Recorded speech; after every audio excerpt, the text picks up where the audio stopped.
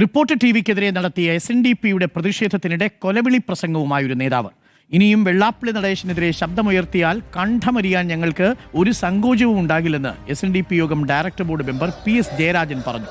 മുസ്ലിം സമുദായത്തിനെതിരെ കടുത്ത വിദ്വേഷ പരാമർശമാണ് ജയരാജൻ നടത്തിയത്.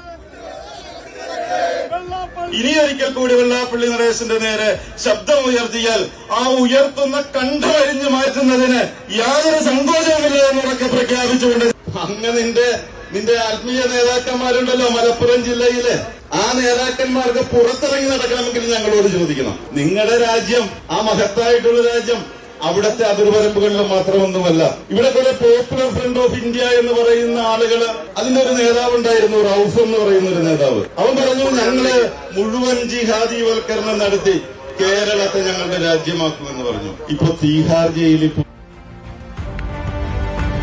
ന്യൂനപക്ഷ സമുദായത്തിൽപ്പെട്ട മനുഷ്യര് ഇവിടെ പീഡിപ്പിക്കപ്പെടുന്നിടത്തോളം കാലം അവർക്ക് വേണ്ടി ഈ കണ്ഠം ശബ്ദിച്ചുകൊണ്ടേയിരിക്കും. ഒരു ഭീഷണിക്കും നമ്മളെ നിലയ്ക്ക് നിർത്താനോ അല്ലെങ്കിൽ നമ്മളുടെ ശബ്ദം തടയാനോ കഴിയില്ല.